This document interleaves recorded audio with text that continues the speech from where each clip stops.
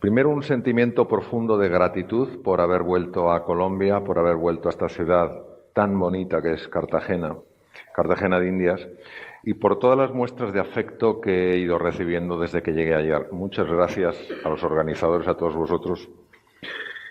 Yo estoy escuchando con mucho interés la conferencia de Diego, he escuchado con mucho interés la conferencia de la ministra, y no cabe duda que es fundamental que exista esa capacidad de ver la realidad cuál es.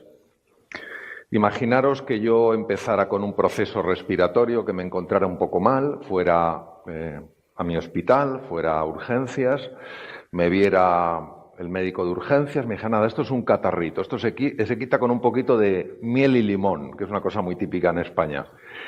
Y resulta que tengo una neumonía. Pues francamente yo me voy muy contento porque iba con dudas de si tenía una neumonía y me han dicho que tengo un catarro, con lo cual súper contento, pero al final pago las consecuencias de no haber estado en el mundo real. Entonces, todo lo que sea ponernos datos, mostrarnos cómo van las cosas, aunque al principio nos sorprenda, puede que incluso nos sobresalte, es una magnífica noticia porque la realidad siempre se acaba imponiendo. Si yo creo que tengo un simple catarrito y trato mi dolencia como un catarrito, dentro de poco tiempo tendré que ir al hospital en una situación mucho peor que si hubiera sabido que tenía una neumonía y hubiera empezado a tomar los antibióticos correspondientes. Ahora bien, cuando uno ve una realidad como la inteligencia artificial, la robótica, la realidad virtual, la realidad aumentada, la realidad mixta, que va a afectar a todos los sectores. Tener en cuenta que en mi época, pues yo era un cirujano cuyo ejercí la cirugía 26 años, cuyos instrumentos eran los instrumentos de todos conocidos, el bisturí, las tijeras de Metzenbaum, una serie de cosas que para nosotros eran lo normal. Luego apareció la cirugía laparoscópica, donde operabas desde fuera. Luego está el famoso Da Vinci, que es una cirugía totalmente robotizada. Y llegará un momento en el que el propio Da Vinci podrá operar solo. Es decir, no hay un solo sector que no vaya a ser tocado. El derecho, la construcción, la medicina, la educación, todo va a ser tocado. Ahora bien, ante esto, nosotros podemos llenarnos de angustia y lo que quiero compartir con vosotros, y me hace muchísima ilusión, es que llenarse de angustia es la peor de las opciones que tenemos. De todas las opciones que hay, sentir miedo como consecuencia de estas noticias, de estos cambios en la tecnología, en la digitalización, en los coches autónomos, etcétera, etcétera, si lo que nos genera es miedo, es como aquel atleta olímpico, que antes de que den el pistoletazo de salida ya ha decidido que esa carrera no la puede correr y que no la puede ganar. Lo que vengo a compartir con vosotros es lo que he visto a lo largo de muchos años, que ha ayudado a un montón de personas a hacer frente a situaciones de enorme desafío con tremendo éxito. Lo que pasa es que el gran problema, por lo menos así lo veo yo, no está nunca en el desarrollo tecnológico que nos vaya a quitar puestos de trabajo. Eso obviamente es un desafío. ¿Sabéis dónde está el gran problema? El gran problema está en la mente humana. Ahí está el problema, en la mente humana. A ver, el Titanic, ¿sabéis que era el barco mejor que existía en el mundo? No lo llevaba un incompetente. El mejor barco del mundo no se le da a un incompetente. Lo llevaba el capitán Smith, que era el mejor marino de la Marina Mercante Británica, el mejor, y se lo dieron como honor porque se iba a jubilar y le dijeron, este hombre, que lo ha sido todo para la Marina Mercante inglesa, le vamos a dar la opción de llevar el transatlántico más fabuloso que se ha construido jamás. No fue la falta de conocimiento, que los icebergs tenían el 90 y pico % del hielo debajo del agua, era conocido desde los grandes navegantes holandeses. Eso era conocido. ¿Cuál fue el problema? ¿Por qué se hundió el Titanic? ¿Por qué murieron 1.500 personas en el Atlántico Norte? Por la mente humana. Porque el capitán decidió que ese barco no lo hundía ni Dios. Pero no solo el capitán el que lo pensaba, era el primer oficial, el segundo oficial, era el que llevaba la radio. ¿Os imagináis un barco que apague la radio porque se cansa de recibir noticias de que, claro, le veían porque era un barco de 4 chimeneas enormes, con luces, estaba en plena fiesta, y algunos barcos más pequeños avisaban de que iba a una velocidad suicida en medio de hielos? ¿A quién se le ocurre apagar la radio? Pues la apagaron. Estamos hablando de que nuestro gran desafío no está muchas veces fuera, sino está dentro de nosotros, y que si nosotros, juntos, porque esto no es una tarea de un individuo, juntos somos conscientes del increíble potencial que podemos poner sobre la mesa, entonces veremos la digitalización, los elementos autónomos, como una oportunidad y no como un peligro. Porque cuando revisemos cómo opera el cerebro humano nos daremos cuenta de la tremenda implicación que tiene decidir de entrada que algo que es nuevo, que es diferente, es un problema. Porque entre nosotros, ¿quién no quiere ser feliz? ¿Hay alguno de nosotros que no quiera ser feliz? Todos queremos ser felices. ¿Cómo vamos a ser felices si nos levantamos por la mañana pensando que esta revolución tecnológica que estamos viviendo es nuestro final? Es el se acabó. Porque antes, sabéis, en Estados Unidos se habla mucho de los blue collars y los white collars. El blue collar es una persona que trabaja mucho más con un mono en una fábrica, haciendo una serie de procesos, y el white collar es la persona un poco más de oficina, ¿no?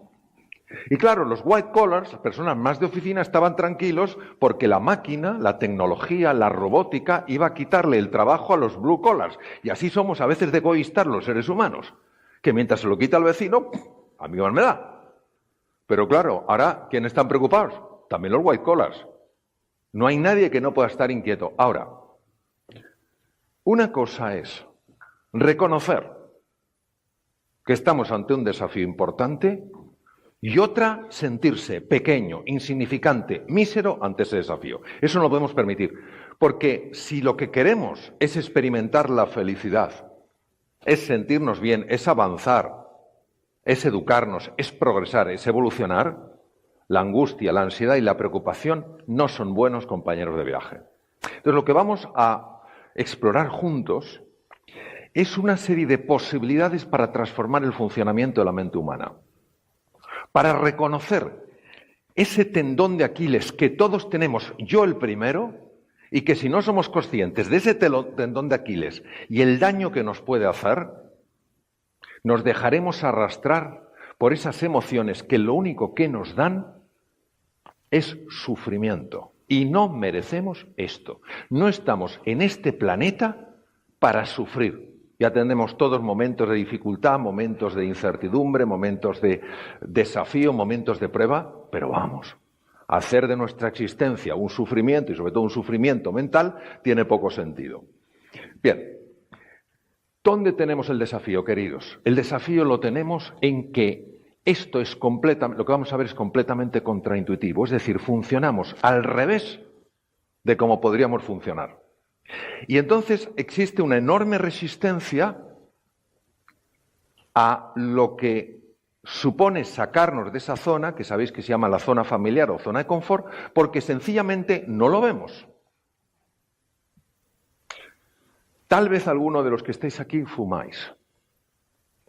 ¿Cuántas veces os tienen que decir en las cajetillas que fumar mata? Yo creo que tenéis que estar hasta el gorro. Creo que tenéis que estar hasta el gorro. Decir, bueno, ya lo sé, no me lo ponga más veces.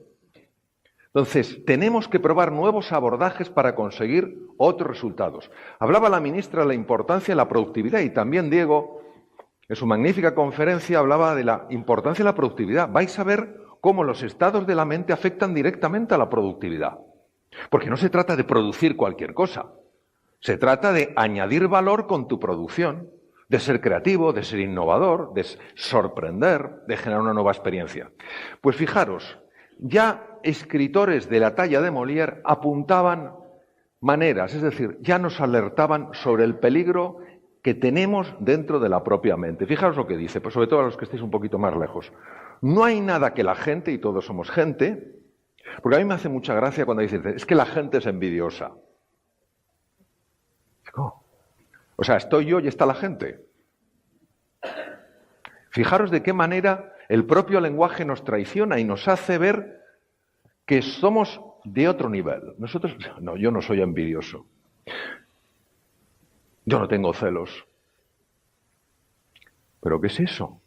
Vamos a reconocer las cosas sin ninguna crítica, sin ningún autocastigo, sin ningún flagelarse, sin ningún llenarse de culpa o de vergüenza. Lo reconocemos y decimos, muy bien, reconozco que esto es así y ahora lo voy a cambiar. Pues decía Molière, no hay nada, un libro muy interesante se llama El Tartufo, no hay nada que la gente no pueda ingeniárselas a nosotros para elogiar, reprobar o encontrar una justificación, pero atención, que sea acorde con las propias inclinaciones, juicios y creencias. ¿Quién de vosotros sabe qué parte del cerebro recibe la información visual? Estamos entre amigos, aquí no hay ninguno. ¡Qué barbaridad! Pero eso no es, no. ¿Qué parte del cerebro? Con que me lo señaléis vale. Exacto. Impresionante. El lóbulo occipital. En el lóbulo occipital es donde están las áreas alrededor de la cisura calcarina y ahí se recibe la información, el movimiento, los colores, las formas, la luz. Por eso las lesiones en el lóbulo occipital afectan directamente a la visión. Bien. De 100 datos que llegan al cerebro y que construyen mi percepción, de esos datos, ¿entendéis lo que quiere decir la percepción? O sea, lo que yo veo. Digamos, imaginaos, está lo que hay y lo que yo veo. De lo que yo veo, ¿qué porcentaje pensáis que es información que viene del lóbulo occipital, que es de donde viene la visión? ¿Qué porcentaje? ¿Se entiende la pregunta o hasta hora de la tarde es un poco... ¿Se entiende la pregunta? ¿Qué porcentaje? El 10, teniendo en cuenta que la única zona del cerebro a la que llega información visual es el lóbulo occipital, que solo sea un 10% lo que yo utilizo de esa información para construir mi imagen visual, es un poco pequeño, no digo que esté mal, es un poco pequeño. No, 90% haber dicho, ¿verdad? 100%, señor lógico. Esto parece una subasta, ¿qué nada más? Atención, porque el caballero que ha dicho el 10% ha estado bastante cerca, es un 20%. Y entonces uno se pregunta, vamos a ver, esto no lo entiendo, Mario, vamos a ver.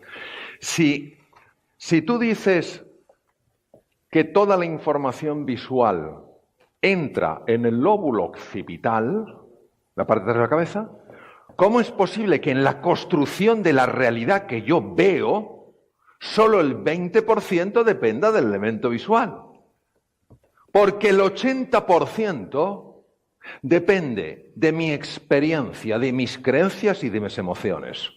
¿Qué os parece? Por eso, ante la misma realidad, dos personas ven algo radicalmente distinto.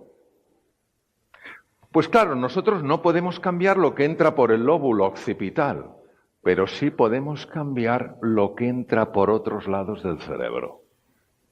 No porque vayamos a hacer ninguna operación neuroquirúrgica a nadie, sino porque la mente es capaz de cambiar la física del cerebro. Y eso lo sabemos ya de forma incuestionable en ciencia. Entonces vamos a explorar esto. Claro, en esta vida lo más fácil es ver de qué cojea la otra persona.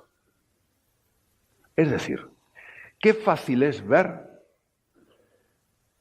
lo que esa persona hace mal, lo que tendría que hacer bien.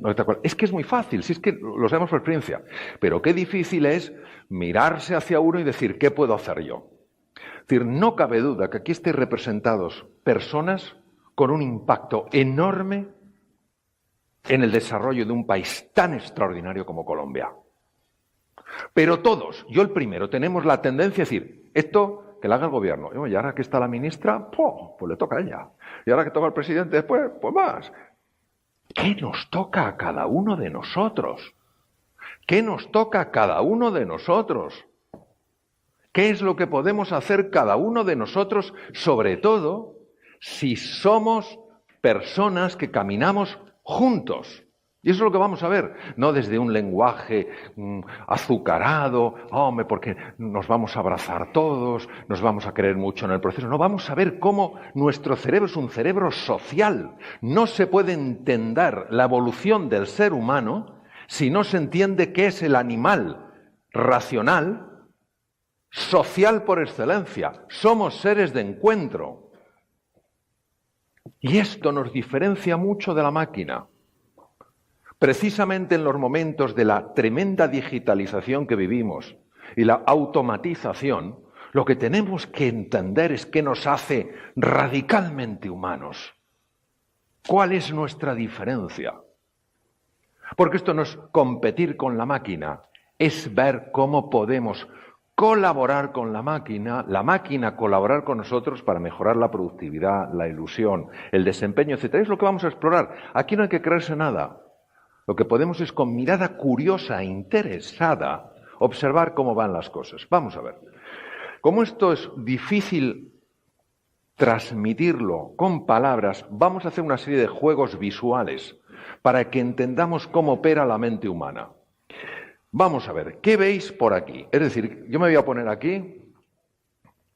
¿Qué es esto? ¿Alguien puede decirme lo que es? ¿Un río? ¿Qué más veis? Un barco, etcétera, etcétera. Bien, ¿de qué os estáis dando cuenta?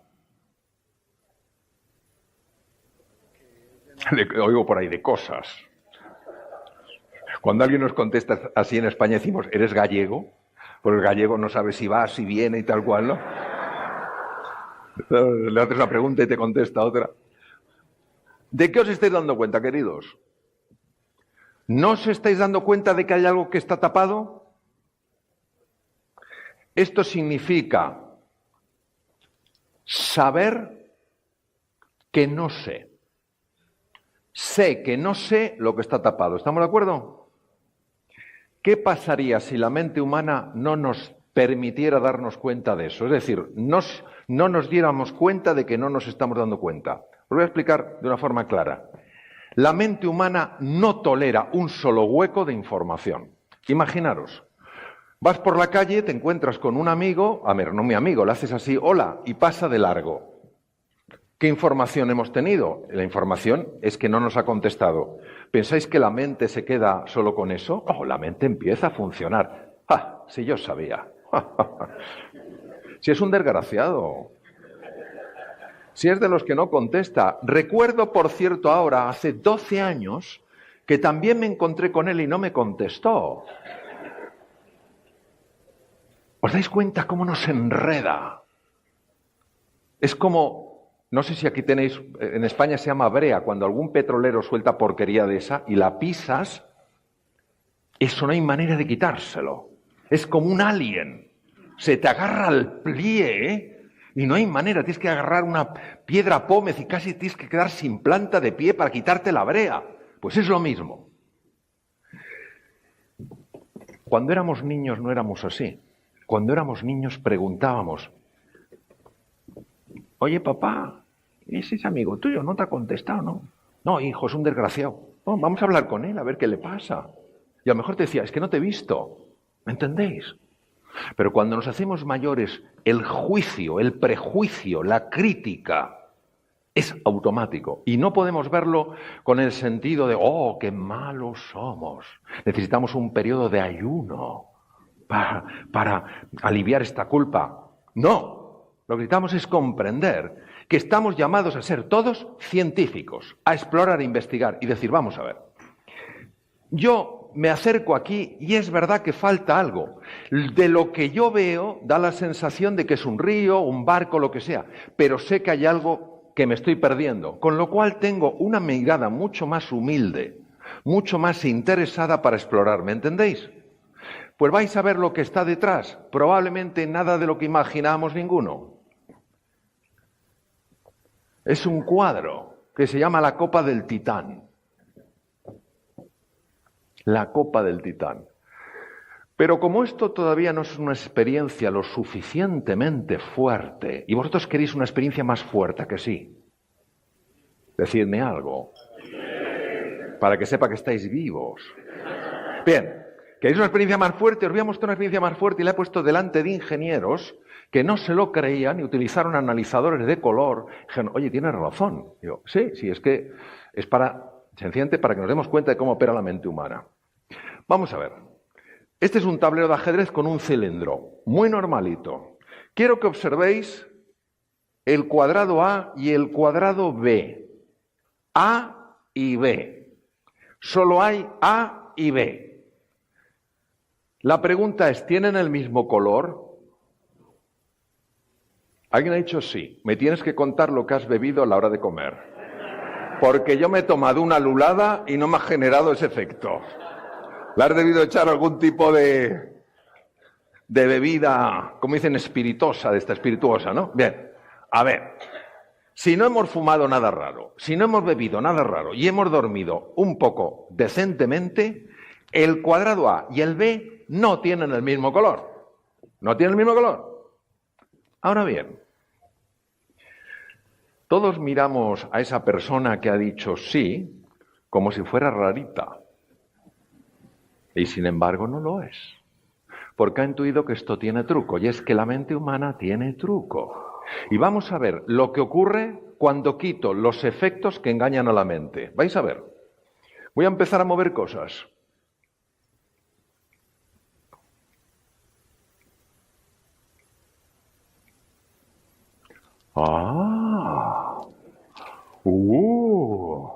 Claro, esto yo se lo hice delante de un grupo de ingenieros y casi se amotinan. Dice, eso tiene truco. No tiene truco. Es que el cilindro y la sombra generan una serie de cosas que engañan al cerebro para que el cerebro se crea que son dos colores distintos. Os voy a poner otro, también sorprendente, no tanto pero curioso. Si os quedarais un ratito viéndolo, todos os marearíais. Lo cual tiene gracia teniendo en cuenta que la figura no se mueve. Porque esto es un poco paradójico. Y tú estás mareado, ¿no? Un poquito. Dice, ¿y eso? Porque estaba viendo una figura que no se mueve, pero me he mareado. El cerebro, la mente y el cerebro impone movimiento a lo que normalmente lo tiene. Esto es muy típico en los supuestos, como previamente me ha ido mal, ahora me tiene que ir mal. ¿Por qué? ¿Por qué? No, es que me ha ido mal. Es que en el pasado me fue mal. Oye, es que esa niña es una monada. Acércate. No, me fue mal en el pasado con las mujeres. Damas que estáis aquí, ¿cuánto valoráis la insistencia que no el agobio? Algunos de los caballeros que tenéis novia o estáis casados y mujeres igual, ha sido parte de la insistencia que te ha permitido reconocer en la otra persona dimensiones que antes no veías, que no es lo mismo la insistencia que el agobio. Bien, pues lo que quiero es que entendamos que la mente humana es nuestro gran desafío, porque si pensamos que nuestro gran desafío es exclusivamente las tecnologías digitales y toda la robotización, y no atendemos al juego interno, vais a ver el impacto que tiene en el cerebro, y eso es lo que tenemos que saber gestionar. Una de las competencias de las que hablaba Diego y que se está hablando a nivel mundial en las mejores universidades del mundo es la capacidad de la autogestión. Tuve la suerte hace un mes de estar en Oxford en un evento hablando de este tema y había 3 o 4 premios Nobel que hablaban de que las capacidades emocionales y de autogestión eran absolutamente claves hoy en día, junto con las capacidades tecnológicas, aprender un poco cómo interpretar datos, etc. Bien. Hay un libro muy interesante que lo escribió un coreano que se llama Shang King, que habla de una estrategia que es la estrategia del océano azul. Yo voy a utilizar el concepto, pero de una forma radicalmente distinta. Shang King habla de océano rojo y océano azul. ¿Qué diferencia veis entre los dos océanos? Observarlo. Aparte del color. Hay menos barcos en el azul. De hecho, en el azul hay un barco y el rojo está, en España diríamos, petado de barcos. ¿Qué quiere decir? Lo que ellos quieren decir es que para triunfar, para mejorar la productividad, para tener más impacto, tienes que conseguir convertirte en un océano azul. En el océano rojo las personas se pelean por 4 migajas. Los barcos ahí apretados intentando tener un poquito más de agua. En el océano azul la competencia la dejas irrelevante. Lo que nosotros vamos a ver es qué elementos de la mente humana pueden hacer que os mováis en un océano azul. Porque si no gestionas la mente, no puedes gestionar lo que hay fuera. Y eso es lo que vamos a ver. Pero tener en cuenta que nuestro desafío es que nuestra mente es de océano rojo. Vamos a ver, ¿cómo te llamas tú? Carolina. Carolina, ¿te gustan los pasteles? ¿Cuál es tu pastel preferido? ¿El chocolate? Chocolate. Chocolate. Bien, quiero que pienses en tu pastel preferido. ¿Tú crees que hay gente golosa aquí a tu alrededor? Bueno, sacan un pastel de chocolate ahora que es casi la hora de merendar y nos tiramos en plancha todos a por el pastel de chocolate. Océano rojo. Estamos taladrados con el concepto de océano rojo. Tenemos que explorar cuál es el océano azul, porque esto puede implicar una diferencia en vuestra vida profesional y personal y en la vida de todo un país extraordinario. Pero tenemos que entender lo que es contraintuitivo para la mente humana, que es que si hay un pastel de chocolate y a ti te encanta, digas, es mío, yo lo vi. Tenemos que entender que hay otra forma de ver las cosas. Bien, vamos a por ello. Primero, desde que somos pequeñitos, no por maldad, sino por ignorancia, todo el mundo le está lavando el cerebro a todo el mundo. Todo el mundo. Por ejemplo, en Japón es muy difícil que alguien te pueda decir no. ¿Por qué no te dicen no en Japón? Porque desde pequeñito le han dicho nunca se dice no. Y una vez es que te lo digan una vez y otra vez que te lo digan durante muchos años, muchas veces. Entonces todos tenemos ese condicionamiento propio de nuestra ignorancia más que de nuestra maldad. Y ese condicionamiento mental afecta directamente a cómo vemos la realidad. A cómo vemos la realidad. Es la mente condicionada. Entonces, hemos de encontrar un sistema que sea práctico, que lo podamos aterrizar, que lo podamos utilizar, aunque sea contraintuitivo, es decir, aunque sea distinto a lo que hemos visto, que nos pueda generar un espacio de oportunidad que ahora se nos está escapando. De tal manera que ante la transformación digital, la robótica, la realidad virtual, la realidad mixta, la realidad aumentada, digamos, sí, nosotros podemos, este es un pedazo de país, somos un pedazo de seres humanos y vamos a hacerlo.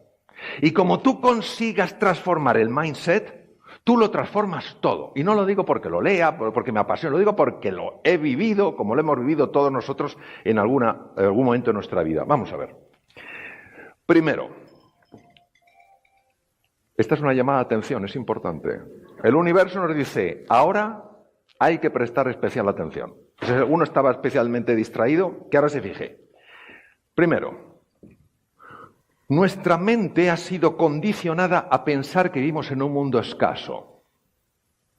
Es decir, si hay un pastel de un determinado tamaño, eso es lo que hay. Con lo cual, fijaros el problema. El problema es que nos convierte en rivales. No en competidores, en rivales. Yo ya no veo, Carolina, ya no veo a Carolina como una competidora. La veo como una rival. ¿Y entendéis la diferencia? Cuando tú compites, eso es sano. Cuando ya hay rivalidad, ahí saltan chispas. Bien. ¿Qué pasaría si todo el universo estuviera construido en la abundancia, pero nosotros lo empequeñecemos? ¿Qué pasaría si Carolina y yo, en lugar de tener esa mentalidad de escasez, tuviéramos una mentalidad de abundancia y dijéramos, oye, a los dos nos gusta el pastel de chocolate, tenemos un montón de amigos? ¿Hay por aquí en este hotel, que es fantástico, alguna cocina? Ah, pues sí, hay varias cocinas. ¿Y tienen harina? ¿Y tienen chocolate? ¿Y tienen azúcar? ¿Y hay alguien que sepa hacer este pastel? Ah, pues sí. Y entonces hacemos pastel para todos. Pero que hay una cocina en este magnífico hotel, que hay chocolate, que hay ingredientes, ni se nos pasa por la cabeza. Vamos a por mi trozo de tarta. Y al otro, que le den. Y no hay maldad, es pura ignorancia. Os voy a explicar cuál es el problema de vivir con mentalidad de escasez. Activas el instinto de supervivencia. Por lo menos yo sobreviviré. Rivalidad, celos y envidias. Está más cerca del pastel que yo, este mundo no es justo. Yo tengo que tirarme en plancha y sí, comeré el pastel, pero con 8 huesos rotos. La vida es injusta. Celos. Avaricia. Solo tengo hambre para un cuarto de pastel, pero por si acaso mañana tengo más hambre, me como medio. Esto es típico en las meriendas. Cuando sales, hablo de meriendas que las organizan, por ejemplo, en un congreso, sales y sales con un poquito de hambre y ves esos croissants, ¿sabes los croissants estos? Pero no miras el croissant te mira a ti. Es otro tipo de croissant. El croissant que te mira a ti es otro tipo. Te mira y dice, cómeme. ¿Y tú qué haces? Pues claro, te dejas llevar por la tentación. Te comes uno, ya estás lleno, pero no es suficiente. Porque otros también han visto los croissants. Y si por la noche no tengo demasiado para cenar, mejor engullo como un pato. Es la mente humana. Y luego estás con la tripa que no sabes dónde ponerla diciendo, creo que he comido demasiado. Pues sí. Vamos, de hecho te has hartado a comer. Bien. Preocupación, ansiedad, angustia. Ha visto, el pastel está ahí, pero no solamente lo tiene Carolina, es que también lo han visto los que están al lado. Ya empiezo a estar preocupado. Ira y miedo. Queridos, vosotros pensáis que vale la pena vivir con este patrón mental. Pero es lo típico. Si es que nos pasa a todos. Pero que nos pase no quiere decir que no se pueda transformar. Os voy a decir cómo afecta, sobre todo en lo que ha comentado la ministra, fundamental la productividad. Mirad, esta es una de las curvas más importantes y más desconocidas. La descubrieron en 1908 dos investigadores de la Universidad de Harvard. 1908, y todavía no la conoce casi nadie.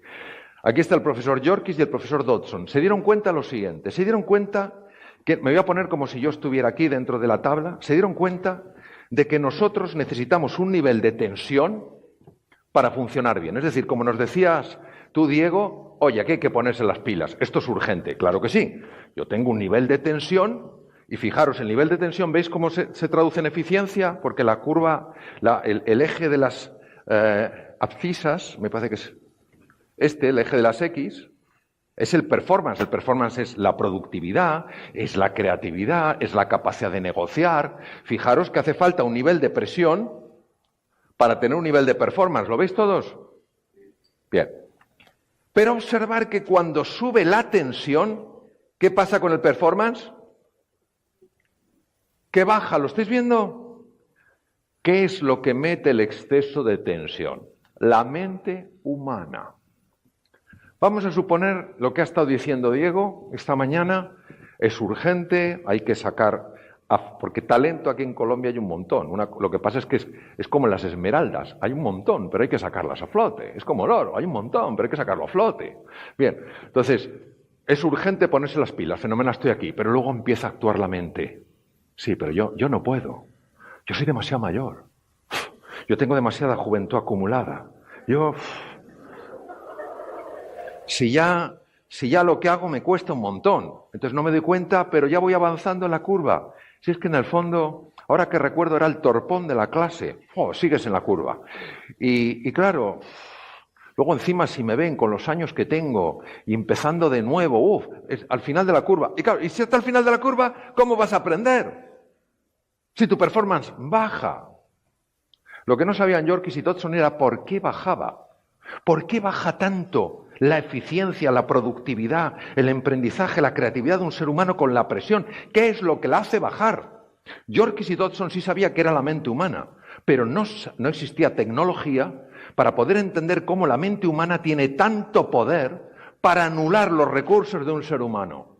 Y esto es lo que hemos visto con tecnologías que nos permiten observar qué pasa en el cerebro humano cuando tú dejas que la mente te cuente una historia que te hace chiquitito, que te anula, que te asusta y que te empequeñece. Vamos a ver. Os lo voy a explicar de una forma muy clara y muy sencilla. Y además, casi no con un tigre, pero sí con un jaguar, yo viví esto. Bien, vamos a ver. Si yo me encontrara aquí con un tigre, imaginaos un tigre, un bicho que puede tener 180 kilos, los rusos, los de Siberia, pueden llegar hasta 350, los mayores felinos que existen. Bien, 180 kilos es suficiente, ¿verdad? Tampoco hay que irse al de 300 y pico, ya con 180 ya me come. Bien, yo me encuentro con el tigre, ¿vale? Decidme, ante el tigre, ¿yo qué pensáis que tengo que hacer? Bueno, la pregunta no es de... Hay que correr, digo yo, ¿no? ¿Quién de vosotros gastaría tiempo en analizar sosegadamente la situación?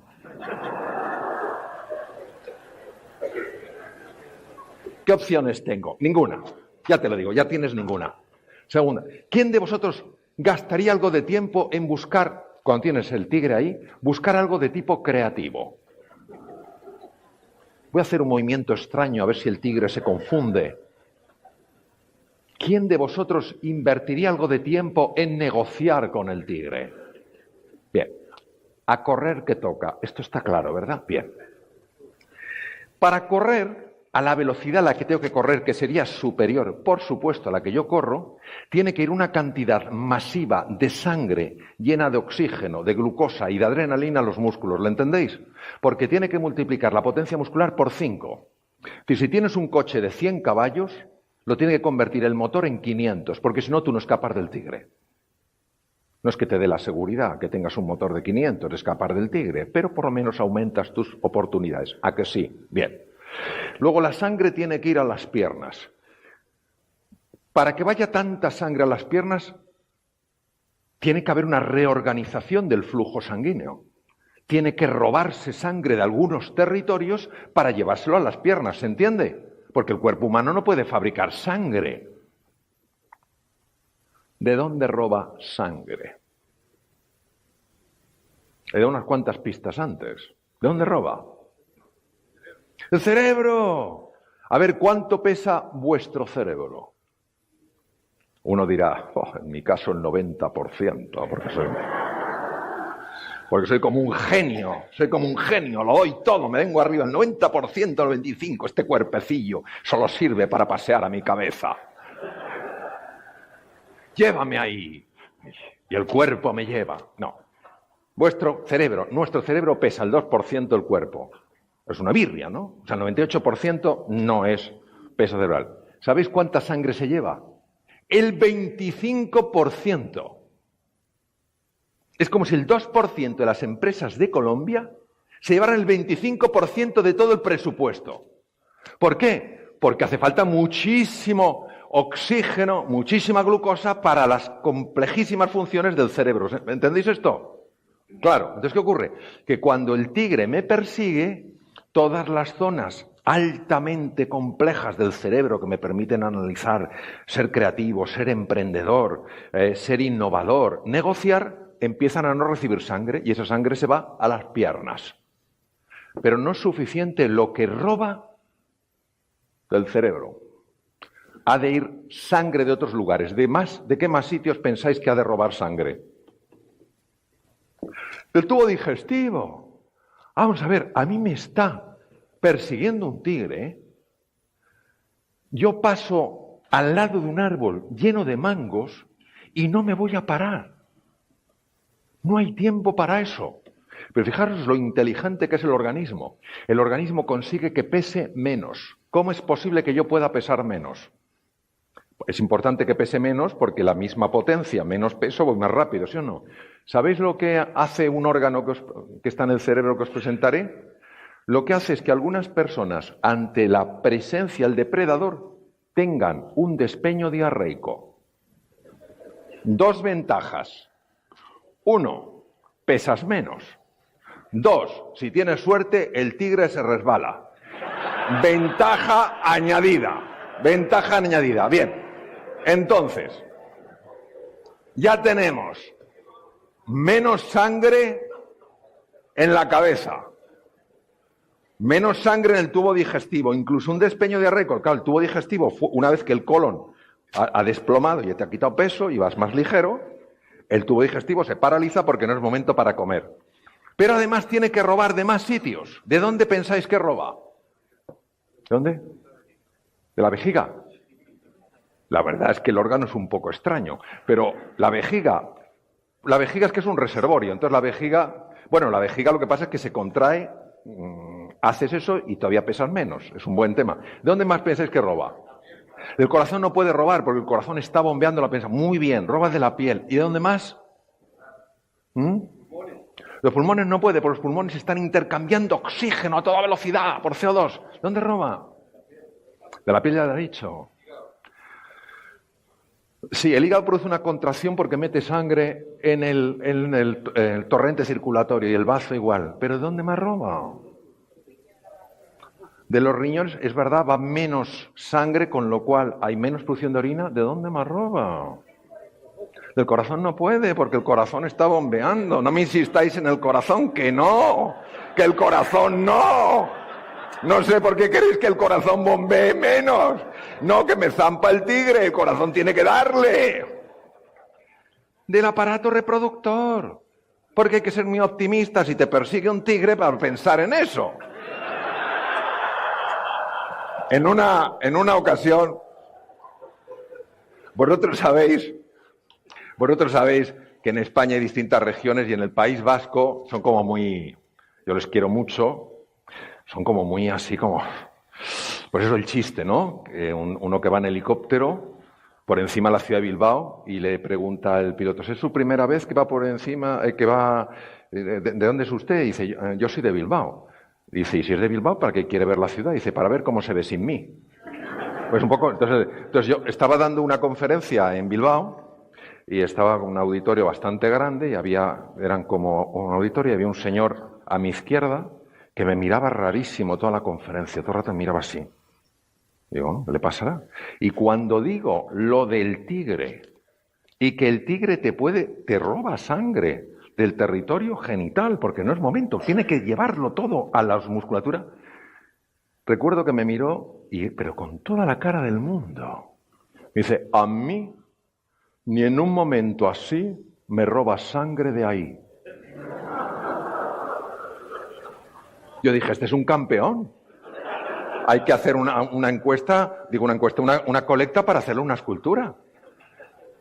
Dije, me gustaría traer un tigre pequeñito, ponérselo dentro y luego le regalaría un microscopio para que se encuentre el instrumento. Y luego vemos lo que nos dice la realidad. Y diréis, bueno, Mario, ¿pero esto qué tiene que ver con nosotros? Todo. ¿Por qué este núcleo que veis aquí, en los lóbulos temporales del cerebro en color rojo, se llama la amígdala? Que no son estas. Porque una ocasión se me olvidó decirlo en un curso pequeñito, había una persona que empieza a ponerse súper pálida, yo no había traído un cerebro, a veces llevo un cerebro, fotos y tal, empecé a hablar de la amígdala y el tío empieza a ponerse súper pálido. Y le digo, ¿qué le pasa a este hombre? Me acerco y digo, oye, ¿qué te pasa? Y me mira y me dice, estoy entendiendo toda mi vida y ya no tiene remedio, es que me las quitaron de pequeño. Entonces, la amígdala, que viene del griego almendra, es el centro que detecta el peligro, el tigre, y organiza el cambio del riego en todo el organismo para que la sangre se derive del tubo digestivo, a través de un sistema complejísimo, del tubo digestivo a la musculatura, del sistema genital a la musculatura. Lo único que preserva, del cerebro, por supuesto, a la musculatura. ¿Qué nos pasa? Pues ahora entendemos a Yorkis y Dodson. El cerebro humano está preparado para hacer frente a la amenaza y la mente le dice, no es un tigre, pero es la tecnología digital, como si fuera un tigre. Es igual de mala. Y los robots. Ya no es un tigre y el león juntos. ¿Qué pasa? Que el cerebro se lo cree, empieza a subir la presión y baja directamente tu eficiencia. Por eso toda la transformación no es una llamada a reaccionar en base al miedo, sino a responder en base a la ilusión, que es una energía radicalmente distinta. Esto es lo que hemos visto, que ocurre utilizando cámaras muy sofisticadas, que se llama resonancia funcional magnética, afecta a la toma de decisiones, a la atención, a la comprensión y a la creatividad por falta de riego prefrontal. Y por eso en las escuelas, cuando un niño, una niña se sienten amenazados, que no es que nadie les vaya a pegar, se sienten amenazados porque son ridiculizados, etcétera, etcétera, su performance cae en picado. Es que el niño no aprende, no se entera.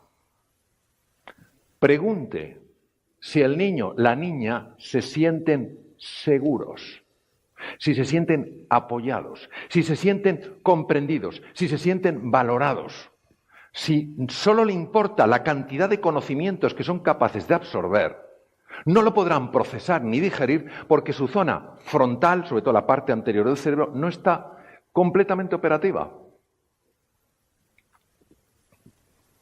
Esto es lo que ocurre, es como si metiéramos el cerebro en un bote de conservas, menor capacidad de análisis, decisiones poco acertadas, dificultad para concentrarse, dificultad para aprender y falta de creatividad. ¿Vosotros pensáis que eso es lo que tenemos que hacer delante de una revolución tecnológica? Cuando lo que necesitamos es creatividad, emprendizaje, capacidad de aprender, capacidad de análisis, procesamiento de los datos. Y todo está en la mente humana. Bien, seguimos. Pero es que esto afecta a la salud y a mí como médico me importa mucho que lo sepáis. La Universidad de Harvard es la pionera en el mundo estudiando esto. El 80% de las consultas a médicos generales en el mundo occidental son debidas a la activación de la amígdala porque la persona vive asustada. ¿Y cómo es posible? Pues porque ante el tigre se tiene que activar un sistema que se llama sistema nervioso simpático, que es el que debe mandar la sangre a los miembros, tiene que cortar el tema digestivo, tiene que cortar el tema reproductor, porque es lo que toca. Lo que toca es correr, y cuanto más deprisa, mejor. Pero hay otro sistema que se llama el parasimpático, que es el que cuida de las células, que cuida de la salud, que no puede recibir la energía porque todos los recursos van al sistema nervioso simpático. ¿Me entendéis? Entonces, ¿qué pasa? Que las células, que se calcula los 60 trillones de células que hay en el organismo, no pueden recibir suficiente aporte y entonces la persona empieza a enfermar. La amígdala que hemos visto, la que tiene forma de almendra, actúa a través de un núcleo que se llama el hipotálamo sobre las glándulas suprarrenales que están encima de los riñones y tiene un impacto sobre esto que veis moviéndose, que es un glóbulo blanco, un leucocito. El leucocito, como veis, está persiguiendo a una bacteria, la bacteria se intenta escapar y el leucocito la va siguiendo. Bien, la vemos por ahí, el leucocito y la bacteria. Bien, y un momento que se la come. Cuando una persona vive con sensación de amenaza, vive angustiada, vive preocupada, cuando se ha activado la amígdala, primero produce, no directamente ella, pero sí a través de una serie de sistemas, produce adrenalina. Pero después empieza a producirse cortisol por la glándula suprarrenal. El cortisol bloquea estas células. Afecta al sistema inmune. Por eso, muchas personas, ante el miedo a no poderse adaptar, el miedo a perder sus trabajos, en lugar de ver la oportunidad de aprender cosas nuevas, que lo veremos, etcétera, etcétera, empiezan a enfermar. Y se toman, o sea, enganchan catarros, gripes con mucha más facilidad. No tiene sentido. Y esto en medicina, en 6 años de carrera nadie me habló de esto, ¿eh? Bueno, el tubo digestivo. Si hemos visto que la situación de alarma deja sin sangre al tubo digestivo y lo paraliza, entendéis que el tubo digestivo va a empezar a sufrir. Y empieza a producirse una rotura dentro de las uniones de las células por las que empiezan a meterse bacterias y producen procesos inflamatorios que se están viendo cada vez con más frecuencia y que están, por ejemplo, relacionados con algunas enfermedades complejas. Nuestro organismo no está diseñado para vivir asustado. Nuestro organismo está diseñado para vivir ilusionado. Lo que pasa es que la mente es capaz de dar la vuelta a la partida y hacer que vivamos asustados. Los cromosomas. ¿Quién hubiera imaginado que esto tenía impacto hasta nivel del cromosoma? El cromosoma tiene unos capuchones al final de la propia estructura, que es como los plásticos de los cordones de zapatos, que es tan difícil meterte el cordón del zapato cuando el plástico se te ha ido porque se te abre el cordón.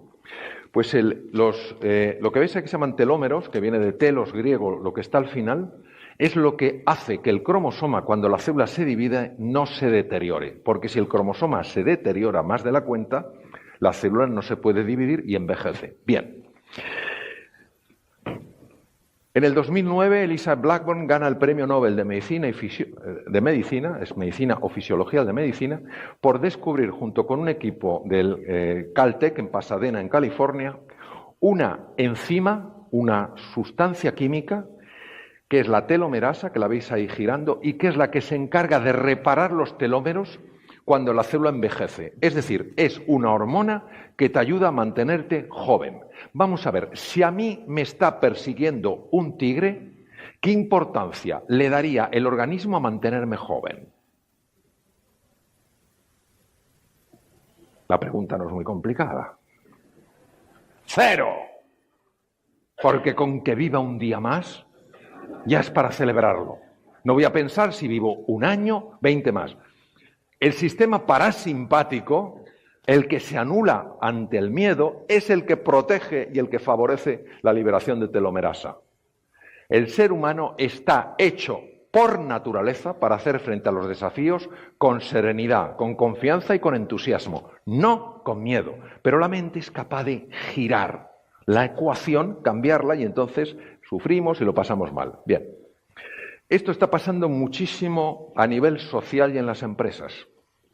Ante la revolución digital, ante la robotización y lo que puede suponer, sensación de impotencia. Lo que os he dicho, yo soy muy mayor. Tendencia al aislamiento. ¿Por qué? Porque me siento incapaz, me siento avergonzado, me siento pequeño y desánimo. Y esto tiene un impacto inmediato en la eficiencia, en la productividad, en todo. ¿Qué ocurre? Falta de compromiso. ¿Cómo te vas a comprometer en una aventura si crees que no tienes ninguna opción de salir vivo? Entonces tú no estarás comprometido, estarás en fase de cumplimiento. Cumplo y miento. Haces como que, sí, muy interesante, vamos a empujar, pero en el fondo lo que estás deseando es salir de ahí pitando, porque estás viendo un tigre. Falta de cooperación y resultados pobres.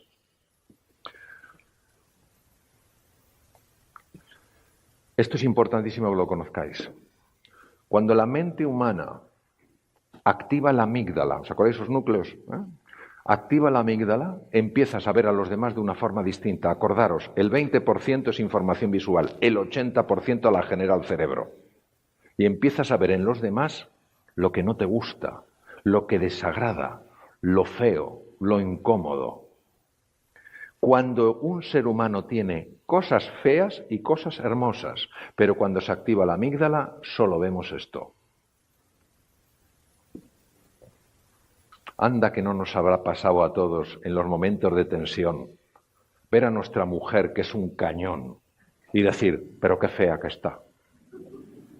Y las mujeres viendo a sus maridos, que son tipos apolíneos, y decir, vaya tripa que ha echado. Se ha pasado toda la noche bebiendo cerveza. Pobrecillo, ¿no? Pero es que es así. Cuando te atrapa la amígdala, el único que no se ha dado cuenta de que estás atrapado por la amígdala eres tú. Todo el mundo lo ve. ¿Qué te pasa? Nada. ¿Por qué? No, te veo un poco raro. ¿Yo? ¿En qué te basas? No, en nada.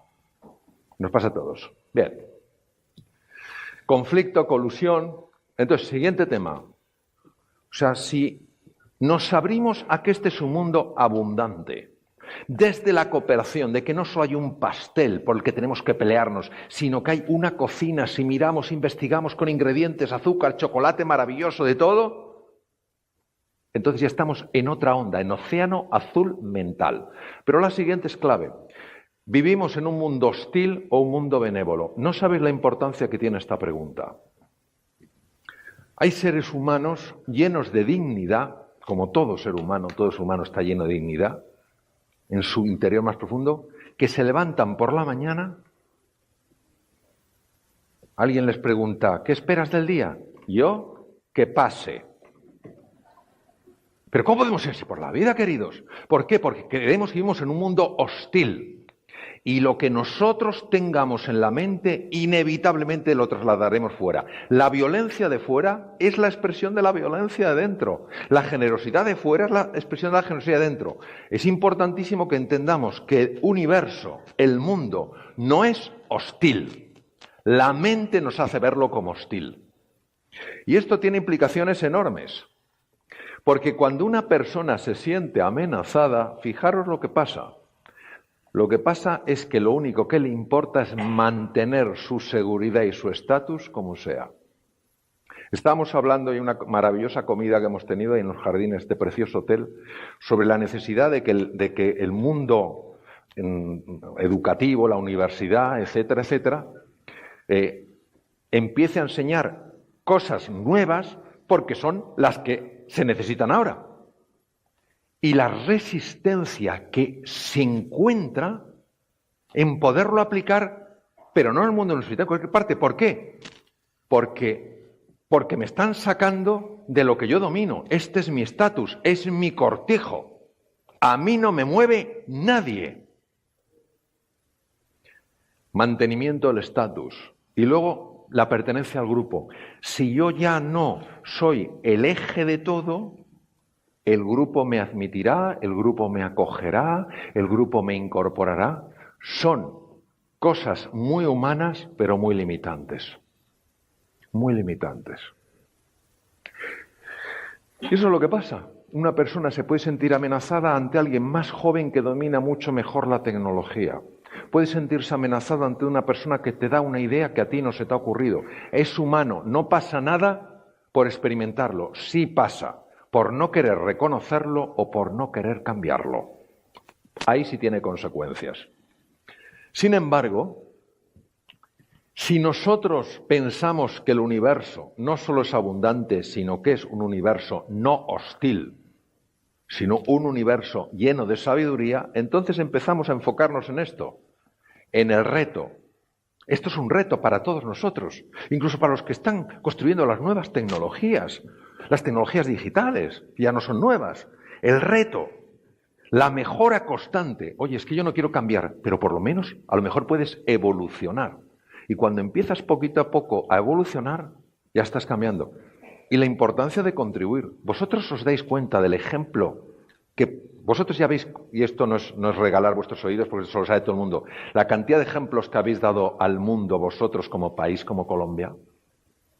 Hemos estado viendo las estadísticas donde Colombia se ha retrasado un poco.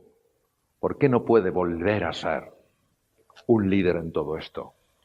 Ser un ejemplo de cómo verdaderamente se lo toma en serio, empieza a aflorar ese talento, a modernizar sus temas, a cooperar cada vez más. ¿Por qué no? ¿Por qué no? Son claves para lograr resultados de un océano azul. Esto es lo que ocurre muchas veces en los grupos, por eso no hay productividad en las empresas, por eso no hay eficiencia, no por falta de talento, sino por falta de talento expresado. Talento que emerge, cada uno va a su bola. No, yo mi estatus, yo mi seguridad, yo mi cortijito, yo mi zona de confort. Y entonces, claro, con esos vectores, cada uno apuntando a una dirección del espacio, el vector puede conseguir cosas buenas, pero no extraordinarias.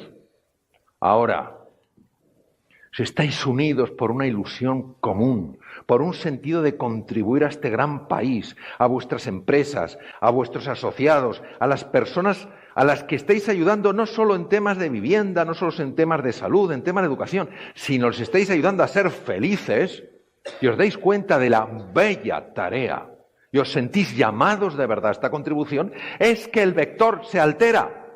Y el vector se convierte en una cosa radicalmente distinta, porque ahora sí compartís, ahora sí colaboráis, ahora sí cooperáis. Sentido de pertenencia, confianza, compromiso. Y es que emerge de forma natural.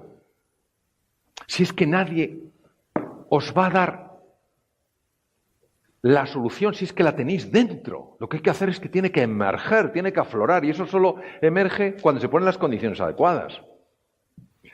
Superar retos que parecen imposibles. Mirad, os voy a contar uno de los ejemplos que a mí más me apasiona. Yo soy un enamorado de la naturaleza y de los animales. Lo que veis ahí parecen unos simples pingüinillos, ¿no? Hay tantos. No. No son pingüinos normales. Son los pingüinos emperadores de la Antártida. Y bueno, ¿y qué? No. La Antártida es el lugar más frío del mundo, mucho más que el Polo Norte. El problema del Polo Norte son los osos polares, que te huelen a kilómetros, y por eso hay que ir con rifle. Y el problema del Polo Norte es la orientación, porque el Polo Norte es puro hielo, se mueve y pierdes orientación. La Antártica tiene hielo y tierra, y una zona muy pequeñita de osos polares. ¿Por qué son tan relevantes los pingüinos emperadores? Porque en la Antártica se han alcanzado temperaturas de 84 grados bajo cero. Yo experimenté en los Alpes de 20 grados bajo cero, se me caía una lágrima y se convertía en un cristal. Nunca he visto nada igual, ¿eh? 80 bajo cero, que con el viento austral la sensación es de menos 100. ¿Cómo es posible que sobrevivan? Pues la BBC lo ha descubierto. Yo tengo una gran deuda con la BBC por todos sus descubrimientos. Mirad, la BBC se dio cuenta de que los pingüinos emperadores, cuando llega el durísimo invierno, hacen como una pelota enorme. Una pelota de miles de individuos. Y pensaron que la pelota era una cosa inerte. Hasta que utilizando helicópteros y cámaras térmicas se pusieron delante de la pelota y vieron que la pelota está constantemente moviéndose. Es un conjunto complejísimo de espirales donde los que están dentro se están moviendo hacia afuera. Porque claro, el de dentro está en un edredón. ¿Entendéis? Rodeado de plumas. Feliz. Pero el de fuera, como esté unos minutos, ahí se le congela la sangre literalmente. Entonces, los de dentro tienen que ir hacia afuera y los de fuera se van moviendo hacia adentro en un movimiento rítmico. ¿En qué se basa esto? En que a todos les importa el vecino. Imaginaros el de dentro.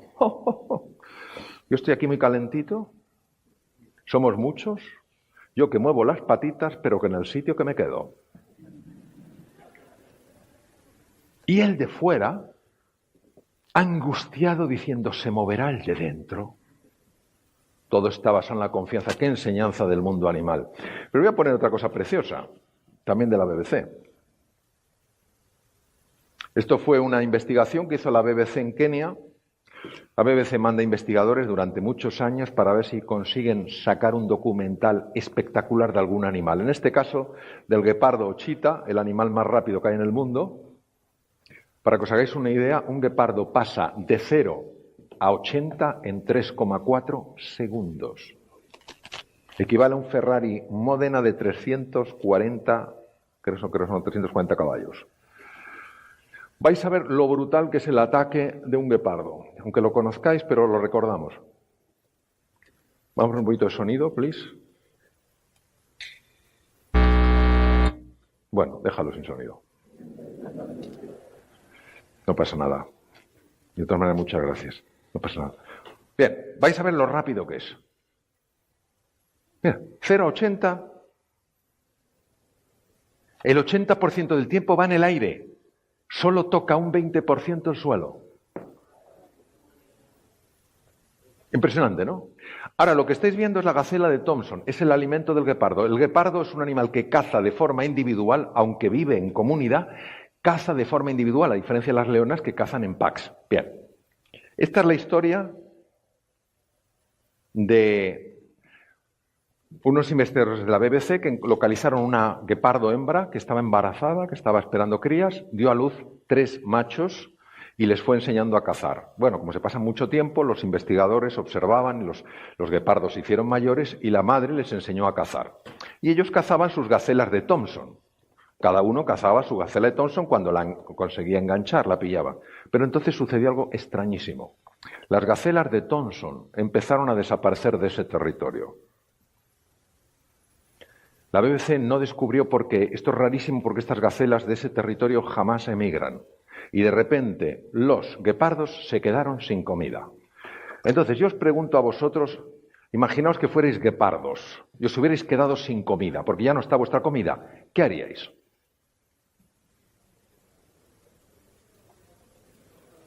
Alguien que se lance. Yo si fuera guepardo haría esto.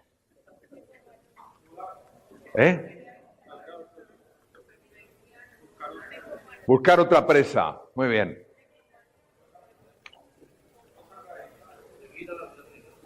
Seguir a las gacelas. Las gacelas han desaparecido, no saben dónde. Entonces, las respuestas normales, habituales, son o cazar otra presa o emigrar. El guepardo no puede emigrar porque no tiene grasa.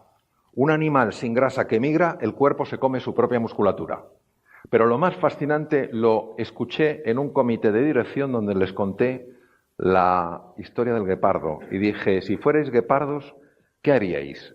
Y uno de los directores dijo, yo me comería a uno de mis hermanos. No veáis cómo le miró el resto. Vaya individuo que tenemos aquí. Lo primero que se le ocurre es zamparse. Entonces, salió tan del inconsciente.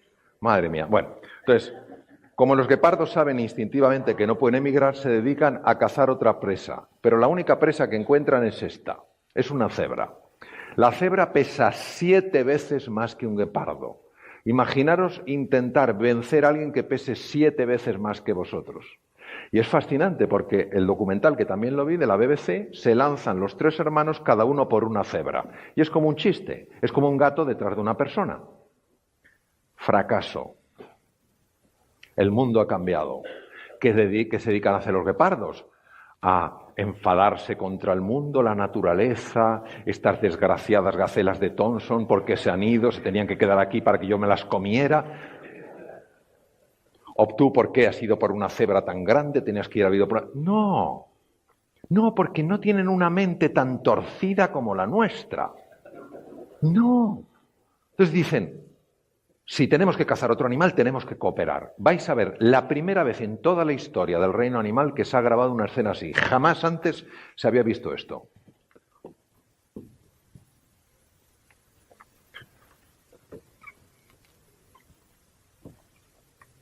Bueno, tiene sonido, pero es igual. Los tres hermanos van a cazar juntos. Van a cazar un animal sumamente peligroso. Lo sé porque yo tuve que atender un ataque de ese animal. Es un avestruz. La avestruz te da con la pata y te abre como... te abre en canal. Mirad.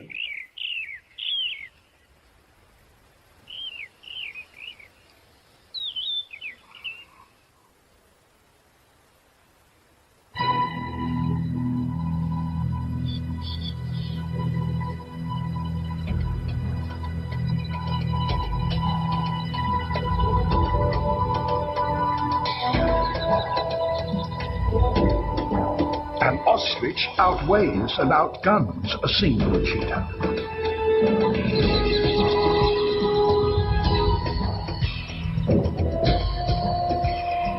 This time there's only one target. And all 3 cheetahs are onto it.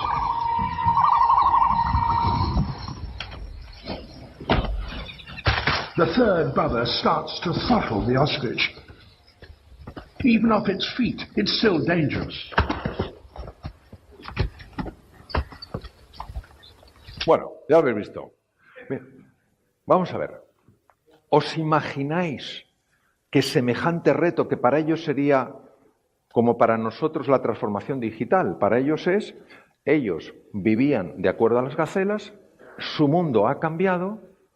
¿Os imagináis que hubieran caído en una depresión? Que un guepardo le dijera al otro, ¿qué hacemos? Dice, no sé, yo estoy deprimido. Pregunta al otro, que cree, por cierto, que está peor todavía que yo. ¿Os imagináis eso?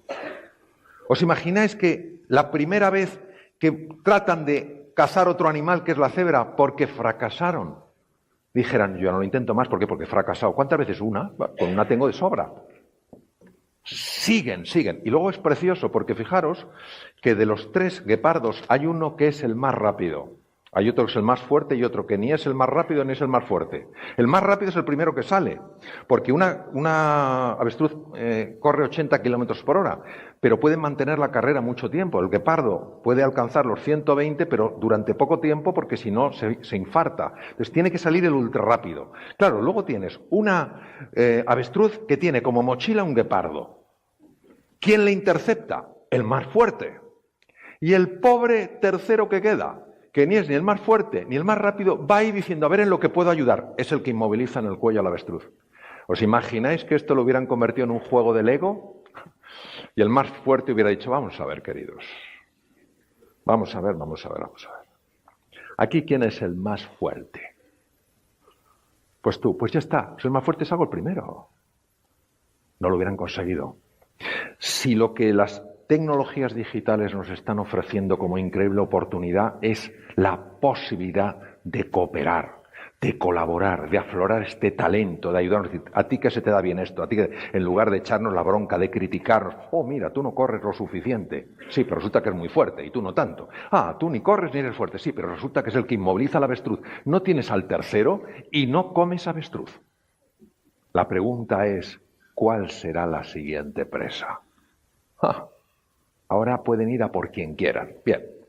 ¿Cómo se genera este nivel de cooperación? Yo os voy a contar una experiencia que tuve cuando trabajaba de cirujano en Estados Unidos, porque yo no he visto nada igual en mi vida y nos puede ayudar mucho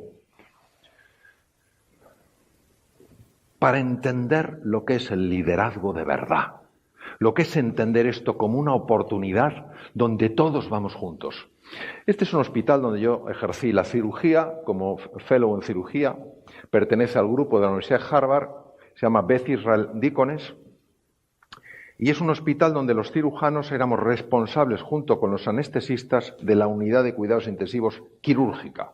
Y los enfermos con enormes cirugías no iban a rehabilitación anestésica, sino que iban a la SICU, la unidad de cuidados intensivos quirúrgica, donde los cirujanos y los anestesistas les cuidábamos hasta que estaban bien y iban a la planta. Y en el piso 12 del hospital estaba la nuestra, la SICU, estaba la médica y estaba la unidad coronaria. A la unidad médica iban aquellas personas muy enfermas y que necesitaban asistencia muy controlada, pero que no necesitaban ningún tipo de cirugía ni habían sufrido ningún tipo de intervención quirúrgica. Y a la unidad coronaria iban los enfermos con patologías cardíacas, inestables, arritmias raras, etc. Cuando yo era uno de los responsables de la unidad de cuidados intensivos quirúrgicos, leí algo en esta revista. Este es el periódico probablemente más prestigioso del mundo en medicina, el New England Journal of Medicine. Es muy pequeñito, pero es súper reconocido porque lo elaboran todos los hospitales de la costa este de los Estados Unidos. Y este journal, este periódico médico, que es muy técnico, tremendamente técnico, tenía dos secciones especiales que eran la sección de mi hospital y la sección del Hospital General de Massachusetts, que pertenece también a la misma universidad, porque los dos hospitales éramos los que recibíamos las situaciones en adulto más complicadas. Y entonces empecé a leer algo que todavía lo recuerdo porque es estremecedor. La unidad Berenson, en la unidad de cuidados, unidad de urgencia, ingresa un adolescente, no recuerdo la edad, creo que eran unos 16, 17 años, un adolescente en shock, delirando, diciendo cosas raras, con un fiebrón. La madre explica un poco lo que ha pasado, que no viene a cuento. El chico, la infección, le ven en urgencia y dice, este chico está gravísimo. Inmediatamente a la UBI. Y lo llevan a la UBI. Y está tan grave que según llega le tienen que intubar. Porque tiene una gasometría, o sea, el oxígeno está por los suelos.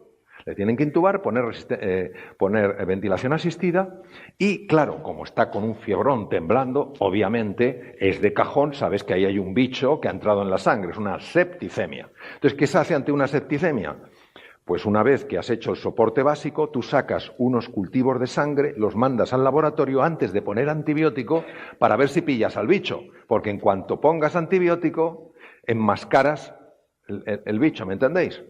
Entonces le hacen los hemocultivos, los mandan con la ilusión, la esperanza de que encuentren el bicho. Bueno, el chico, una vez que han sacado la sangre, le ponen antibióticos de amplio espectro para cargarse el mayor número de bacterias que pueda haber, y el chico empieza a fallarle el corazón. Entonces le ponen un catéter, se llama Swan-Ganz, para controlar el gasto cardíaco, y ya tienes dos órganos que necesitan apoyo externo, corazón y pulmón. Pero entonces llega una buena noticia, que es buena parcialmente, que es que han pillado el bicho. Pasan los días, el chico está así, entre más o menos mantenido, y han enganchado el bicho. Y el bicho es este. El bicho es una bacteria muy agresiva que se llama Borrelia. Pero claro, Ya te puedes imaginar que con semejante infección y semejante alteración de los órganos vitales, la bacteria no iba a ser una bacteria bonachona. Bueno, entonces dicen, una borrelia estupendo, porque tenemos antibiótico específico para la borrelia. Le ponen el antibiótico y el chico efectivamente empieza a mejorar. Ellos se ilusionan, pum, pum, pum, pum, no saben de dónde ha venido la borrelia, pero el caso es que la borrelia está en la sangre y de repente se para y empieza a caer. ¿Pero qué pasa? ¿Qué pasa? ¿Qué pasa? Vamos a buscar focos de borrelia, no encontraban nada, este hospital tenía tecnología, pero toda. No encuentran nada, el chico tal, y empieza a fallarle el riñón. O te han fallado tres órganos, ojo, porque es una situación ya casi irreversible. Los catedráticos de mi universidad, cuando iban al hospital, eso era... Aquí tenéis en Colombia el doctor House. Sí. Cuando va un catedrático de esta universidad a uno de los hospitales, es como si fuera el doctor House. Porque son gente normalmente mayor, que ha estado mucho en la clínica y ahora se dedican en sus laboratorios a investigar y a publicar artículos. El mío, el profesor Silent, era un hombre que estaba mucho en clínica, pero era una excepción. Bueno, el catedrático de medicina interna sabe de este chico y quiere ir a verle al hospital. Y entonces la voz se corre de que viene este fuera de serie de la medicina a interesarse por un chico que está ingresado en la UBI médica. Estas noticias se corren como la pólvora y todo el que puede sube y se hace como un corrillo donde el profesor va visitando y claro, hay perlas de sabiduría, ¿me entendéis? Y todo el mundo va enganchando las perlas que puede. Bien, entonces en ese grupo de personas que se pusieron al lado del catedrático iban, por supuesto, el jefe de la UBI, el encargado directo del chico, un internista, varios jefes de servicio, algunos residentes que estaban haciendo su especialidad en el hospital Beth Israel, entonces ahora es Beth Israel Deaconess, iba un interno. ¿Quién es un interno? Un interno es una joven, que ha terminado su carrera de medicina y rota durante un año en un hospital bueno con la ilusión de que se fijen en él o en ella y le contraten, ¿me entendéis? Como si fuera un becario en una empresa. Es decir, el más joven y el que menos sabe, y por supuesto el que tiene menos experiencia. Total, está ahí en el grupillo y claro, allí era obligatorio en los pases de cuidados intensivos volver a leer la historia entera, por eso eran pases interminables. ¿Por qué se lee la historia entera? Por si se te ha escapado algo. Entonces, como hay más personas, tú oyes la historia y dices, oye, ¿y le habéis hecho tal prueba? Ah, pues no se me había ocurrido. Con lo cual, el interno empieza a enterarse de lo que le ha pasado a este joven que se está muriendo. Y cuando terminan de explicarle al catedrático la situación, el encargado directo de este chico le dice, se muere y no sabemos dónde está el foco de las borrelias. Y en ese momento el joven, el que menos sabe, el que menos experiencia tiene, se atreve a hablar. Vamos a ver, ¿es fácil hablar cuando eres una persona que estás en tus comienzos profesionales y estás delante de un catedrático de la Universidad de Harvard? ¿Es fácil? No. Pero es que no solamente habló, es que hizo una pregunta. Esto tiene más. Y además hizo una pregunta rara. Y la pregunta que hizo fue, ¿alguien le ha mirado detrás de las orejas? Como preguntita, no me diréis que no es un poquito rara. Claro, hay personas que tan amarradas a su estatus, a su reconocimiento, a su relevancia, creen que el resto no merece respirar el mismo aire que ellos. ¿Y este joven quién es? ¿Qué preguntas más raras? ¿De dónde ha salido este pájaro? No, el catedrático era distinto, porque el catedrático nos va a dar una lección a todos, llame el primero. El catedrático se quedó descolocado ante la pregunta. Y preguntó a su equipo, ¿alguien la ha mirado detrás de las orejas? Me imagino la cara del equipo. Pues no, va a ser que no. Miradle, mirad lo que apareció detrás de la oreja izquierda. Una garrapata. Una garrapata le estaba matando. La garrapata no sale aunque limpien a los enfermos con esponjas, porque mete la cabeza y las patas debajo de la piel. Me han preguntado catedráticos de veterinaria, catedráticos de microbiología, catedráticos de medicina interna, ¿cómo el chico lo supo? Dije, no venía en el artículo, pero casi seguro que es que el chico había visto una situación similar.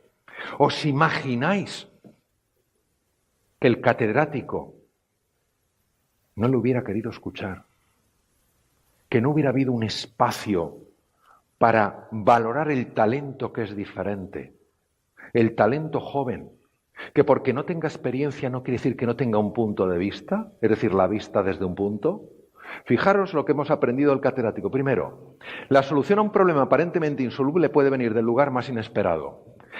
En vosotros hay personas que pueden ayudaros para aprender lo que ahora os cuesta más y vosotros ayudarles a ellos en lo que cuesta más. Solo saldrá eso si hay un espacio de escucha. Pero no solo eso. Fue humilde. Porque, madre mía, que te dé lecciones de medicina un interno cuando tú eres catedrático de Harvard, hay que ser una persona humilde. Y esa humildad es propia de la grandeza. Es más, era un hombre con curiosidad. Parece que hoy lo tenemos que saber todo. Curiosidad. Mente científica. Buscar el aprender por encima del quedar bien. Buscar el aprender. Aquí hay grandeza. Aquí está el océano azul en su máxima pureza. Número 4. Valora a tu gente y darles la oportunidad de contribuir. Estoy cansado de ver empresas donde la gente mayor, más mayor, desprecia a los jóvenes porque no tienen experiencia. Y los jóvenes desprecian a los mayores porque los ven como dinosaurios. No se puede salir adelante si ambos colectivos no cooperan, porque los dos son imprescindibles. Pero luego hay un elemento preciosísimo, que es que el catedrático tenía bien claro qué era lo importante. ¿Qué es lo importante? Mantener mi estatus, mantener mi reconocimiento, mi cortijo, o lo importante es embarcarnos en un proyecto extraordinario de crecimiento para nosotros, para nuestra gente y nuestro país. Tenía muy claro que ahora importaba. ¿Qué importaba? La vida de un chico. Se salvó la vida de un chico. Todos aprendieron una lección y el mundo entero, gracias a este artículo, se ha enterado de lo que pasó en aquel hospital. Y no tengas vergüenza de pedir ayuda. Una vez un director general se me quejaba de que sus directores no le pedían ayuda. Dice, es que estoy muy enfadado con mis directores. Digo, ¿por qué? Dice, ¿por qué no me piden ayuda cuando la necesitan? Yo le hice una pregunta muy sencilla, nada brillante. Le dije, ¿y tú alguna vez les has pedido ayuda? Dijo, yo soy el director general. Ahí tenemos el problema. Ahí tenemos el problema. Tú te crees que pedir ayuda es de gente débil. Pedir ayuda es de gente inteligente que sabe lo importante de lo que está en juego y pide ayuda. No es una sumisión, no es un empequeñecerse, no es convertirse en una alfombra para que otros le pisen o un charco para que chapotees. Es pedir ayuda en algo que es importante. Yo no sé esto, ¿me puedes ayudar? Y no solamente pedir ayuda, sino dejarse ayudar. Fijaros qué contrario a cómo muchas veces hemos condicionado nuestra mente. Sé generoso en el compartir. Sé generoso en el compartir. Busca cómo ayudar a tus compañeros. Busca cómo ayudarles. Ahí hay grandeza. Quien vive con mentalidad de océano azul vive en la ilusión, la serenidad y la confianza. Esto se acerca bastante a la felicidad. O sea, vivir en el océano rojo es me estoy pegando con todo Kiski, encima mi cuerpo está sufriendo, mi cerebro está mermado y sufro. ¿Qué negocio más malo? ¿Qué negocio más malo? Para personas aparentemente tan inteligentes como los seres humanos. Quien vive con mentalidad océano azul vive en la ilusión, la serenidad y la confianza. Ilusión. Por supuesto que yo me voy a adaptar, por supuesto que yo voy a crecer, que juntos vamos a crecer. La serenidad, claro que podemos, juntos podemos. Y la confianza, hay un enorme talento, y lo sabéis. Hay un enorme talento en esta sala, un enorme talento en este país. Es un país extraordinario. Pero al final, si la mentalidad no es la adecuada, hasta la gente más extraordinaria no sale adelante. Crecimiento, mejora, cooperación, creatividad, espíritu emprendedor y contribución. Y entonces te pasas al lado distinto de la curva, es decir, reconoces el desafío, inteligencia artificial, robótica, realidades virtuales, realidades aumentadas, realidades combinadas, etcétera, pero no entras aquí. Entonces estás despierto, atento, potente, no asustado, empequeñecido, arrugado. Y lo fascinante es que esto, ya Cajal, la persona más citada unas 500 veces al año en los journals de neurociencias, y eso que murió en 1934, Cajal ya hablaba de este concepto, no se podía demostrar en su época, neuroplasticidad, cuando un ser humano vive con alegría, vive con ilusión, vive con confianza, forma nuevas neuronas. Por eso escribí Reinventarse, porque la gente tenía que entender, los seres humanos teníamos que entender que nunca es tarde para aprender, nunca es tarde para empezar, nunca es tarde para reconectar con tu grandeza. A veces lo cuento y alguno me lo ha comentado que le hizo mucha gracia. Lo que me pasó, yo aprecio muchísimo a la cantidad de profesores que he tenido y tuve profesores magníficos en psicología médica en la facultad cuando tenía 19 años, pero tuve una profesora, claro, no existía investigación en aquella época, que recuerdo que dijo en una clase, a los 7 años la personalidad está totalmente hecha, ya no puedes cambiar. Yo tenía 19. Entonces, claro, esperé a que acabara la clase, me acerco y digo, profesora, quiero hablar con usted porque me parece que ha hecho una cosa un poco categórica. Y era una mujer un poco, a ver, ¿qué he dicho? Digo, ha dicho usted que a los 7 años la personalidad está totalmente hecha, que no se puede cambiar. Dice, eso he dicho exactamente. Digo, oiga, es que yo tengo 19 años y quiero cambiar muchas cosas de mi vida. Me miró y me dijo, es tarde. Pero os imagináis que ahora que tengo 62 años me hubiera quedado con mentalidad de 7. Dice, oye, ¿por qué estás así tan retrasadito? Digo, porque es que me lo creí. Me creí que a los 7 no se podía cambiar. Entonces, está súper demostrado que se puede cambiar, que se puede reinventar. El cerebro es un cerebro plástico, pero no si uno vive asustado. Porque el cortisol que se libera ante la huida del tigre mata las neuronas que se tienen que generar. Las mata. Porque ya os podéis imaginar que perseguido por el tigre, lo último que me importa es hacer más sesitos. Por si le gustan al tigre. No, se paraliza la formación de nuevas células. Decir sí al reto produce mejoras, produce nuevas conexiones descubiertas por Cajal. Decir sí al reto hace que células madre en el cerebro, incluso del adulto, no paran nunca el proceso, células madre se conviertan en nuevas neuronas. Trabajar con pasión en un proyecto desafiante es la clave de la reinvención. Trabajar con pasión, no con miedo, no con angustia, no con sensación de impotencia, sino con pasión, con convicción. Tú empiezas a transformar eso y vaya que si te adaptas. Vaya que si te adaptas. ¿Cómo no te vas a adaptar si tienes todos los recursos internos para adaptarte?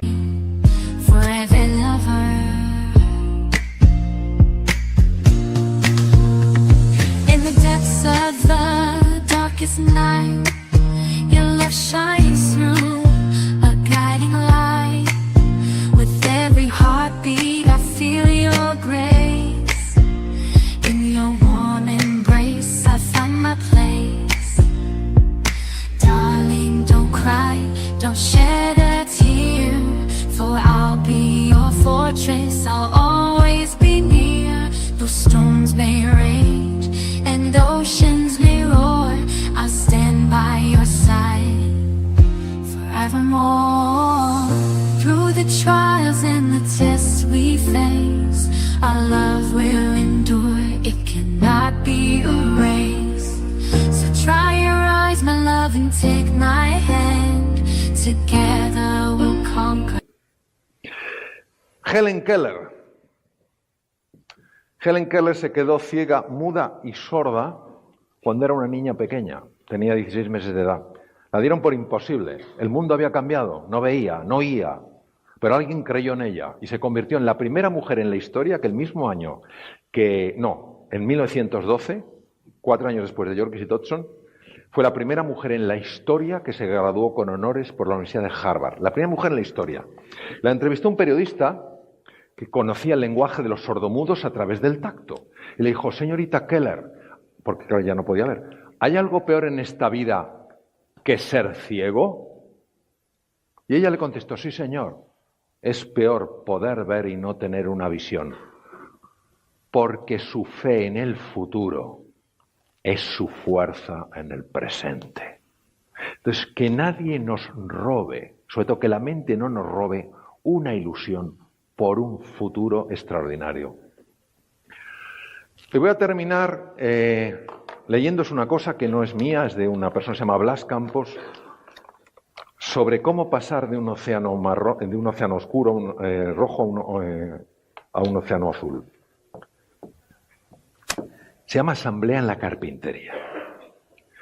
Cuentan que hubo un tiempo en el que algunas personas eran capaces de entender el lenguaje de los animales y de los objetos. Fue entonces cuando un desconocido escuchó la extraña asamblea en la carpintería. Las herramientas habían decidido reunirse para arreglar sus diferencias. El martillo ocupó presto la presidencia, pero la asamblea le notificó rauda que debía renunciar a ese puesto. La causa: se pasaba el tiempo golpeando y además hacía demasiado ruido. El martillo aceptó el reproche, pero pidió que también se le llamara la atención a la garlopa, que hacía todo su trabajo en la superficie, nunca profundizaba en nada.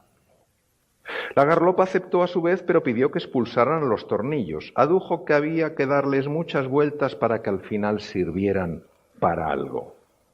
Los tornillos aceptaron si también se expulsaba el papel de lija. Argumentaban que era muy áspero en su trato y que siempre tenía fricciones con los demás.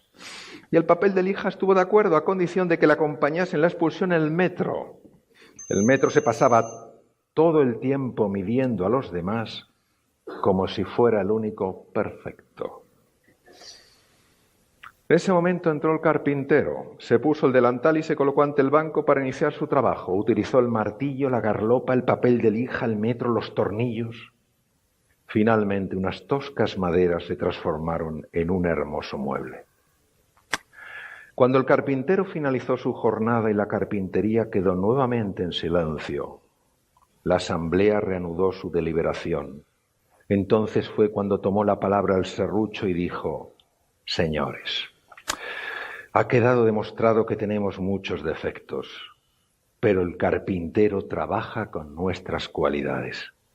Eso es lo que nos hace valiosos. Así que concentrémonos en la utilidad de nuestros puntos fuertes. La asamblea percibió entonces que el martillo era fuerte y contundente y la garlopa suave y eficaz. Se dieron cuenta de que el tornillo tenía habilidad para unir y dar fuerza y el papel de lija era especial para afinar situaciones y limar asperezas. Observaron que el metro era preciso y exacto.